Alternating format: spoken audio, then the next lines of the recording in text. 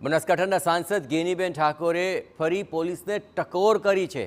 થરાદની સભામાં ગેનીબેન ઠાકોરે આ મહત્વપૂર્ણ નિવેદન આપ્યું કે પોલીસ વિભાગ કોઈને હેરાન કરે તો કહેજો, તમારો વાંક જ ન હોય છતાં ખોટી રીતે હેરાન કરે તો જાણ કરજો।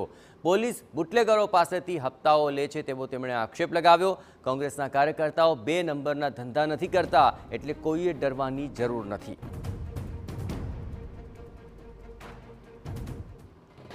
તો અમારા બધું ધ્યાન દોરજો। એ પ્રજાના પૈસાનો પગાર લે છે, એ બુટલેગરોના હપ્તા લે છે, એ આપણા યુવાનોને બરબાદ કરીને દારૂ પાવીને એના પૈસાના હપ્તા હિરાઈ લે છે, 2 નંબરના ઈ લે છે।